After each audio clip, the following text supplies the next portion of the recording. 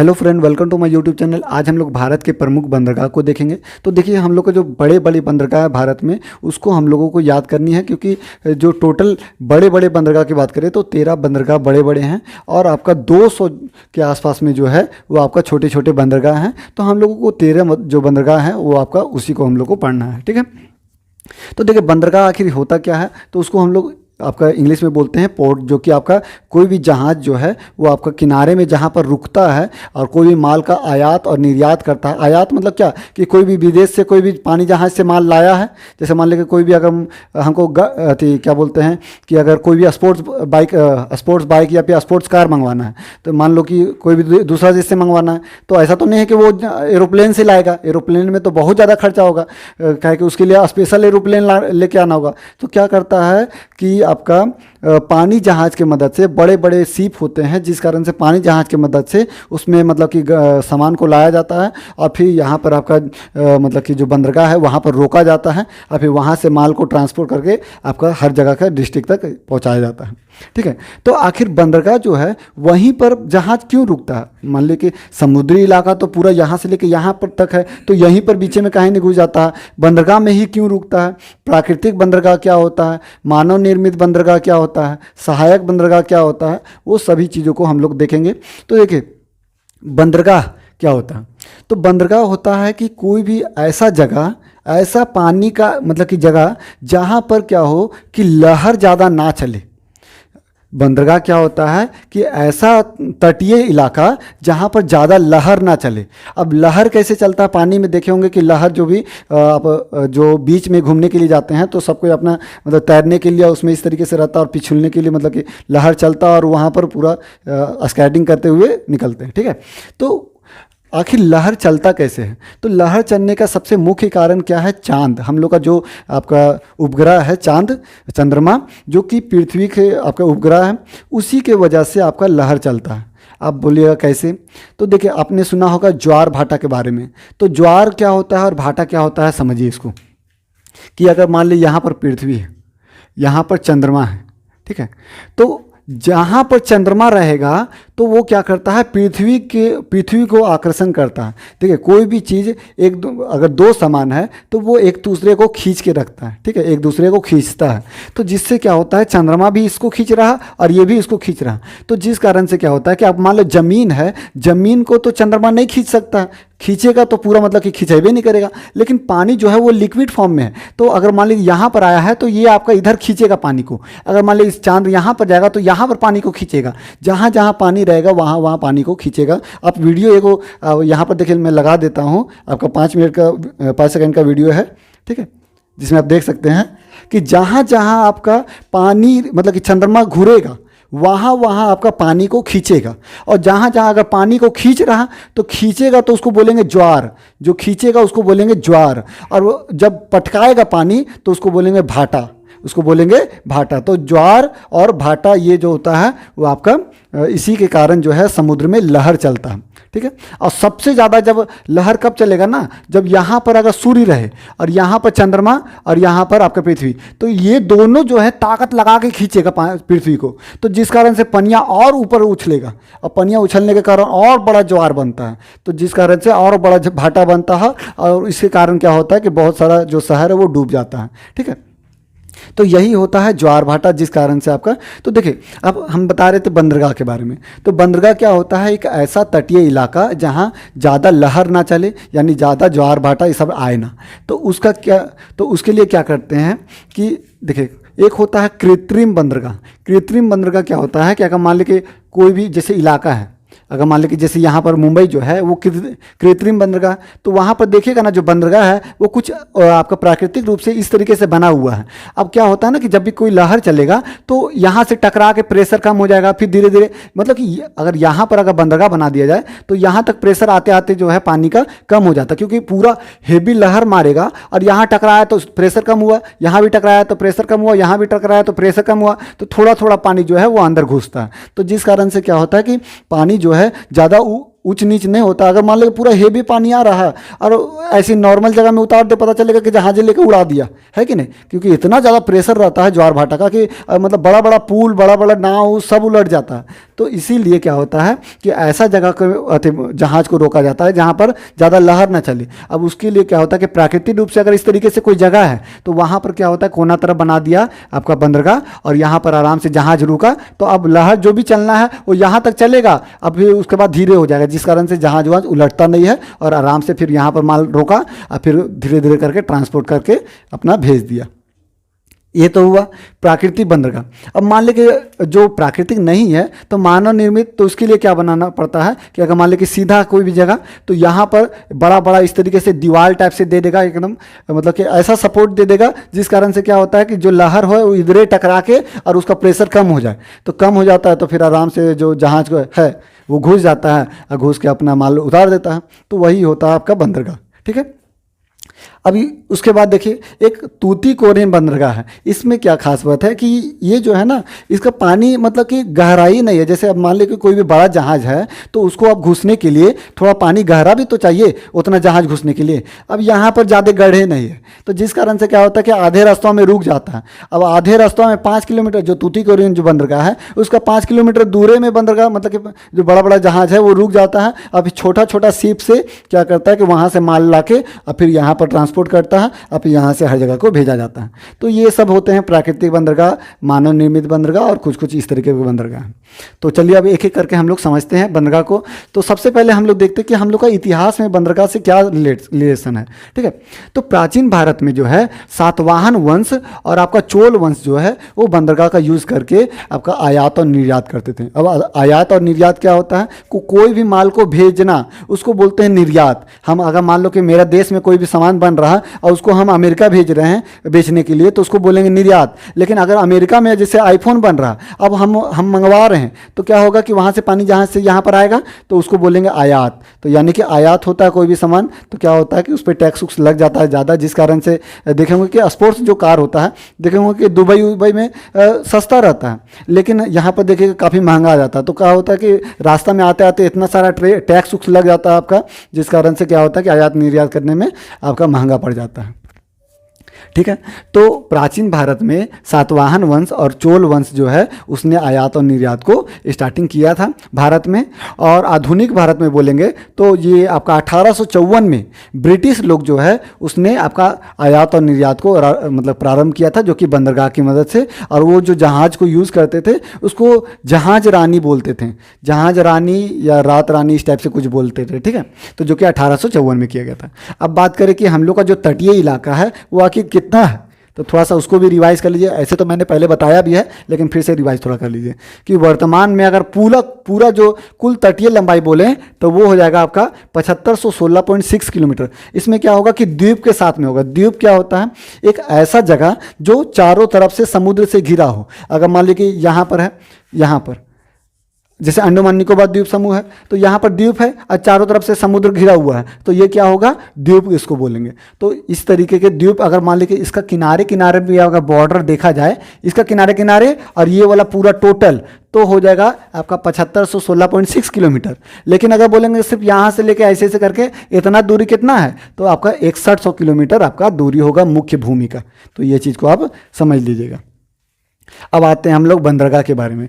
तो टोटल भारत में जो है बड़े बंदरगाह की बात करें तो 13 जो है वो बड़े बंदरगाह हैं, और छोटा बंदरगाह की बात करें तो टोटल आपका 200 जो है वो छोटे छोटे बंदरगाह हैं। तो हम लोग को ये बड़े बंदरगाह को पढ़ना है। ठीक है, अब बात करें कि तटीय इलाका जो है वो कौन कौन से राज्य से सीमा साझा करता है, ये भी थोड़ा सा रिवाइज कर लीजिए कि देखिए 9 राज्य जो है वो आपका तटीय इलाके हैं। जैसे आपका यहाँ से देखिएगा तो गुजरात, फिर गुजरात के बाद फिर जस्ट नीचे आइएगा तो महाराष्ट्र, फिर आपका जस्ट नीचे आइएगा तो गोवा, फिर कर्नाटक, केरल, फिर ये साइड में तमिलनाडु, फिर आंध्र प्रदेश, फिर उड़ीसा, पश्चिम बंगाल। तो इस तरीके से करते करते उड़ीसा, पश्चिम बंगाल करते करते आपका 9 जो राज्य है वो आपका तट सीमा से बने हुए हैं, जो कि इसको 9 राज्य याद रखिएगा। ठीक है, अब बात करें 13 जो बड़े बड़े आपके जो बंदरगाह हैं उसमें 6 जो है वो पश्चिम ओर में है।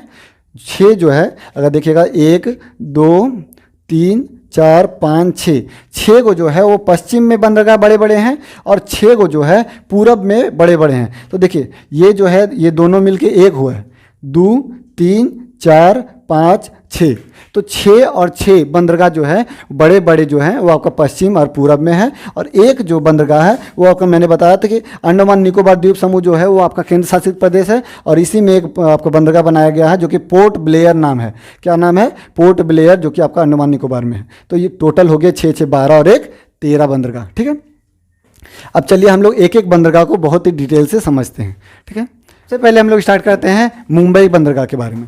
तो मुंबई बंदरगाह जो है वो भारत की सबसे बड़ा प्राकृतिक बंदरगाह है। और मैंने बताया था प्राकृतिक बंदरगाह क्या होता है कि ऑटोमेटिक, मतलब कि वो जो है इस तरीके से रहता है जिसमें क्या होता है कि पानी जो आया और कस के झटास मारता है, लेकिन क्या होता है कि उसका जो प्रेशर है वो टूट जाता है, यहाँ इस तरीके से बढ़ जाता है, तो वो आपका प्रेशर ज़्यादा नहीं बनता है, तो वहाँ पर प्राकृतिक बंदरगाह उसको ऑटोमेटिक बोलते हैं। ठीक है, ये हो गया प्राकृतिक बंदरगाह, जो कि सबसे ज़्यादा व्यापार जो है वो इसी बंदरगाह से होता है। ये याद रखिएगा कि सबसे ज़्यादा व्यापार इसी बंदरगाह से होता है, मुंबई बंदरगाह से, मुंबई पोर्ट से। ठीक है, उसके बाद देखिएगा नाहन सेवा, नाहन सेवा जो है बंदरगाह वो आपका मुंबई में महाराष्ट्र में ही है। इस चीज़ को याद रखिएगा कि नाहन सेवा जो बंदरगाह है वो आपका मुंबई महाराष्ट्र में ही है। और इसे जवाहरलाल नेहरू बंदरगाह भी बोलते हैं, जवाहरलाल नेहरू पोर्ट भी बोलते हैं। ये जो है वो क्या होता है कि मुंबई जो आपका पोर्ट है ना, मुंबई जो बंदरगाह है उसका सहायक करता है। यानी कि क्या होता है कि यहाँ जैसे है मुंबई पोर्ट, देखिए सबसे पहले यहाँ स्टार्टिंग की है तो यहाँ पर बहुत सारा माल आता है, इतना मतलब ट्रांसपोर्ट होता है जिस कारण से अब इतना ज़्यादा भीड़ हो जाता है कि अब ऐसा तो नहीं ना है, टेम्पू तो नहीं है कि चलो बड़ा बड़ा जहाज आया, चलो दूसरा माल आ रहा है निकलो यहाँ से जल्दी जल्दी, बड़ा बड़ा गाड़ी बड़ा, ऐसा तो नहीं कर सकते हैं। इसमें क्या होगा कि अब कोई भी गाड़ी आया है तो उसको उतरने में, माल उतारने में काफ़ी समय लगता है। तो जिस कारण से अगर मान लो कि यहाँ पर ज़्यादा बिजी है तो इसीलिए एक बगल में बनाया गया है बंदरगाह को, जिसे नाहन सेवा बंदरगाह बोलते हैं, जो कि मुंबई में अगर ज़्यादा माल आ गया है तो यहाँ पर आपका नेक्स्ट मतलब कि ट्रांसपोर्ट करेगा। ठीक है, तो सबसे ज़्यादा आपका जो आपका अगर बोला जाए कृत्रिम रूप से अगर ये बंदरगाह बनाया गया है और सबसे ज़्यादा व्यापार भी यहीं पर होता है अगर इसके बाद अगर देखा जाए तो। ठीक है, फिर उसके बाद आते हैं कांडला बंदरगाह। तो कांडला बंदरगाह देखिएगा यहाँ पर है। तो कांडला बंदरगाह जो है वो आपका कच्छ की खाड़ी, देखो ये वाला आपका एरिया जो है वो कच्छ के रन इसको बोलते हैं। तो कच्छ के रन में आपका ज्वारीय पतन का ये आपका बंदरगाह है, जो कि देखिए यहाँ पर होता है कि ज्वार भाटा मतलब कि पानी आता है तो जिस कारण से यहाँ टकराने से यहाँ पर आपका ज्वार भाटा बनता है। तो ये आपका ज्वारीय पतन का आपका ये बंदरगाह है। ठीक है, और ये जो है इसका मुख्य कार्य क्या है, तो सिर्फ यहाँ पर माल आता है, जाता नहीं है। यहाँ से जितना भी ट्रांसपोर्ट होता है ना वो सिर्फ आने का काम करता है, यहाँ से कुछ माल भेजते नहीं है। तो इसका मुख्य कार्य है आपका आयात को करना। ठीक है, क्या आता है तो पेट्रोल और उर्वरक। तो पेट्रोलियम और उर्वरक जो है वो आपका भारत में आने के लिए आपका कांडला बंदरगाह से आता है। ठीक है, उसके बाद है नेक्स्ट देखिए यहाँ पर गोवा में आपका मुर्मू गोवा बंदरगाह, मुर्मू गोवा यानी मुर्मू गोवा पोर्ट जो है, देखिए गोवा से गोवा आप याद रख सकते हैं, जो कि जुआरी नदी याद कीजिएगा कि जो कि आपका यहीं पर है गोवा में ही, और उसी में एक बंदरगाह बनाया गया है वहीं पर बगल में, जो कि आपका मुर्मू गोवा बंदरगाह, जो कि आपका गोवा का जो भी लोहा वोहा होता है ना अयस्क, उसका निर्यात यानी भेजने का काम करते हैं। जो मतलब कि यहाँ जो गोवा हुआ में जितना भी लोहा हुआ अयस्क मिलता है उसको भेजने का काम कौन सा बंदरगाह से करेंगे, तो मुर्मू गोवा से करेंगे। ठीक है, अब किसको भेजते हैं तो ईरान को भेजने का काम करते हैं। इसीलिए ये इंपॉर्टेंट है कि लोहा जो है लोहा अयस्क वो ईरान को भेजने का काम करते हैं मुर्मू गोवा बंदरगाह से। उसके बाद है न्यू मंगलूर बंदरगाह यानी न्यू मंगलूर पोर्ट। तो ये भी क्या करता है, ये लोहा का निर्यात करने का भी काम करता है। न्यू मंगलूर जो आपका है ये आपका जो क्या करता है, लोहा जो अयस्क होता है उसको निर्यात करने का यानी भेजने का काम करता है। कोचिन बंदरगाह के बारे में एक चीज़ याद रखिएगा कि कोचिन बंदरगाह जो है एक लैगून जो झील है उसी का आपका बंदरगाह है। जैसे लैगून क्या होता है, मैंने बताया था कि लैगून झील के बारे में कि कोई भी समुद्र का पानी अगर पूरा स्पीड से पूरा कस के आया जो आपका ज्वार भाटा लेके, और क्या हुआ कि हचाक से पूरा घुस गया, पूरा मतलब कि सिटी में घुस गया, और सिटी में घुस जाने के कारण क्या हुआ कि फिर जितना पानी जाना था फिर वहाँ पर एक पानी जमा हो गया, तो वही हो जाता है आपका लैगून झील। तो उसी में आपका एक बंदरगाह बनाया गया है किनारे में, जो कि आपका कोचिन बंदरगाह जो उसे हम लोग बोलते हैं। ठीक है, नेक्स्ट है आपका तो नेक्स्ट आपका है कोलकाता। तो कोलकाता या इसको हल्दिया कोलकाता हम लोग दोनों, देखिए ये थोड़ा सा सटा हुआ है लेकिन मर्ज करके हम लोग बोलते हैं, क्योंकि दोनों जो है एक ही वही काम करता है और आपका कोलकाता में स्थित है। तो कोलकाता और हल्दिया ये आपका बंदरगाह है, जो कि आपका कहाँ पर है, तो हुबली नदी के देखिए हुबली नदी पर आपका कोलकाता बंदरगाह, हुबली नदी पर कहाँ पर, जो हुबली नदी आप देखे होंगे कि जो आपका हावड़ा ब्रिज है उसके नीचे जो आपका नदी बहती है वो हुबली नदी है, और उसी में बंदरगाह बनाया गया है कोलकाता बंदरगाह, जो कि आपका। और देखिए जहाँ पर जहाज रुकता है उसको क्या बोलते हैं, तो उसको बोलते हैं, उस जगह का नाम है खिदिरपुर, उसका नाम है खिदिरपुर, इसको याद रखिएगा, ठीक है। खिदिरपुर जो है उस जगह का नाम है, जो कि कोलकाता बंदरगाह से रिलेटेड है। अब देखिए आपने सुना होगा डायमंड हार्बर, तो डायमंड हार्बर क्या होता है कि देखिए क्या होता है ना कि मतलब कि अगर मान ले कि यहाँ कोलकाता में, देखिए यहाँ पर अगर मान ले कि लाना है, ठीक है, तो कोलकाता जो है वो आपका हुबली नदी से मतलब कि सब माल ट्रांसपोर्ट हो रहा, तो हुबली नदी में पार करने के लिए अब ऐसा तो नहीं कि बहुत विशाल विशाल शिप मतलब हुबली नदी में घुस जाएगा, तो उसके लिए क्या होगा कि एक बड़ा जहाज मतलब कि आपका समुद्र के किनारे लाएगा और फिर वहाँ से आपका कोलकाता में आपका हुबली नदी के किनारे उसको दूसरा जहाज से भेजेगा, तो इस तरीके से ट्रांसपोर्ट होता है। तो जहाँ पर माल लाता है बड़ा बड़ा जहाज उसको बोलते हैं डायमंड हार्बर। तो डायमंड हार्बर ये नाम बहुत इंपॉर्टेंट है, जो कि कलकत्ता से रिलेटेड है। तो यहीं पर सबसे बड़ा बड़ा जहाज आता है, फिर वहाँ से आपका ट्रांसपोर्ट करेगा हुबली नदी में आपका छोटे छोटे जहाज से, और फिर वहाँ से आपका कोलकाता में जहाँ पे भेजना होगा भेज देगा, ठीक है। उसके बाद आते हैं पारादीप, पारादीप बंदरगाह। पारादीप बंदरगाह जो कि उड़ीसा में है, और ये जो है झारखंड और उड़ीसा का जितना भी लोहा हुआ जो है लोहा एस्क होता है ना, वो भेजने का यानी निर्यात करने का काम करता है। और कहाँ भेजता है, तो जापान में। देखिए यहाँ से यहाँ पर पारादीप वाला है और जापान आपका वहाँ पर मिलेगा, तो ऐसे करके भेजने का काम करेगा क्या, तो जो पारादीप बंदरगाह है वो आपका भेजने का काम करेगा, ठीक है, जो कि आपका झारखंड और उड़ीसा के जो भी लोहा एस्क होते हैं उसको। नेक्स्ट है आपका 8वां विशाखापट्टनम। तो विशाखापट्टनम बहुत इंपॉर्टेंट है, क्योंकि ये जो है सबसे भारत का सबसे गहरा बंदरगाह है, भारत का सबसे गहरा बंदरगाह है विशाखापट्टनम। और ये आपका जो है देखिए यहाँ ये प्राकृतिक बंदरगाह। अब देखिए बोला जाए कि क्या ये भी जगह जो है वो कुछ इस तरीके से है, नहीं। क्या होता, मैंने बताया था बंदरगाह के बारे में, जहाँ ज्वार भाटा जो है उसका ज़्यादा असर ना पड़े, मतलब लहर जो है ज़्यादा ना चले, एक स्थिर पानी रहे।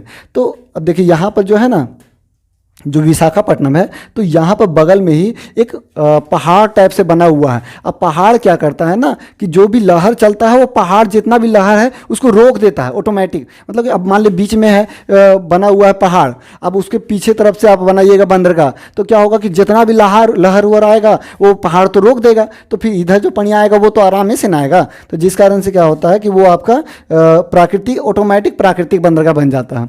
तो यहाँ पर कौन सा, इसको पहाड़ का क्या नाम है, तो डॉल्फिन नोज पहाड़ी नाम है, जो कि आपका ये विशाखापट्टनम जो बंदरगाह है वहीं के बगल में है, और वही जो है पानी को लहर को रोकने का काम करता है, जिस कारण ये आपका प्राकृतिक बंदरगाह बनाने का यही काम करता है। अगर ये पहाड़ नहीं रहता तो फिर लास्ट में उसको गहरा मतलब कि उसको प्राकृतिक बंदरगाह नहीं होता, उसमें फिर बनाना पड़ता बंदरगाह। लेकिन अगर इसके कारण से क्या होता है कि सब तो पानी रोक देता है, तो आराम से पानी आता है, जिस कारण से आराम से कोई भी जहाज को रोक सकते हैं, ठीक है। तो ये हुआ 8वां।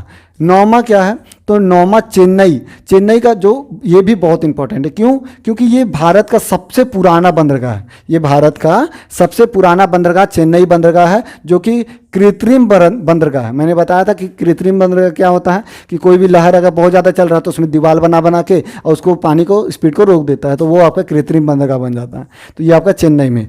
एन्नौर देखो, एन्नौर जो है अब कृत्रिम बंदरगाह जो आपका चेन्नई वाला भी है वो बहुत व्यस्त है, क्योंकि यहाँ पर भी बहुत माल ट्रांसपोर्ट होता है। तो जिस कारण से क्या होता है कि इसके बगल में ही बनाया गया है एन्नौर बंदरगाह, जो कि चेन्नई का जो भी आपका माल अगर ज़्यादा वहाँ पर मतलब कि शिप लग गया है तो फिर वहाँ से माल ट्रांसपोर्ट यहाँ पर कर देगा एन्नौर वाला में, और फिर वहाँ से माल उतारेगा। जैसे कि आपका हम लोग पढ़े थे मुंबई का नहानसोआ है, उसी तरीके से चेन्नई का एन्नौर है, ठीक है। और लास्ट आप देखिएगा तुतीकोरिन। तो ये क्या है, मन्नार की खाड़ी। मन्नार की खाड़ी क्या होता है कि जो आपका देखिएगा यहाँ पर श्रीलंका है, श्रीलंका में यहाँ पर बीच में आपका मन्नार की खाड़ी जो है, और उसी में आपका ये आपका खाड़ी इस तरीके से रहता है। खाड़ी कैसे बोलते हैं, जो देखिए पानी जब ऐसे हचाक से मार कर निकलेगा ना तो उसको बोलते हैं खाड़ी। तो वही आपका खाड़ी, मन्नार की खाड़ी में, यानी कि यहाँ पर ऐसे करके है तो वहीं पर स्थित है, जो कि इसी में मैंने बताया था 5 किलोमीटर दूरी में रहता है बड़ा बड़ा सीप। अब फिर वहाँ से माल रुक जाता है, क्योंकि ज़्यादा गहरे नहीं है, तो मतलब कि घुसेगा तो पता चलेगा बलवे में अटक गया बड़ा बड़ा जहाज, तो क्या होता है कि लास्ट में आपका वहीं पर दूरे में रुक गया, और फिर छोटा छोटा जहाज जो है वहाँ से माल ला के 5 किलोमीटर अंदर फिर यहाँ पर घुसेगा, और फिर यहाँ से माल ट्रांसपोर्ट होगा। तो ये जो है, और यहाँ पर याद रखिएगा कि सबसे ज़्यादा मछली जो है इसी बंदरगाह से उत्पादन, मतलब कि बहुत ज़्यादा मछली वहाँ पर मराता है, जिस कारण से यहाँ पर मत्स्य का भी अच्छा पालन होता है। तो इस तरीके के वीडियो के लिए मुझे लगता है कि काफ़ी मुझे मेहनत लगी है इसमें, तो मेरे चैनल को सब्सक्राइब जरूर कीजिएगा, और इस तरीके के वीडियो के लिए मेरे चैनल को सब्सक्राइब कीजिए, ताकि आपको, मुझे भी मोटिवेशन मिले और आपको भी मोटिवेशन मिले पढ़ने के लिए। तो चलिए मिलते हैं नेक्स्ट वीडियो में, धन्यवाद।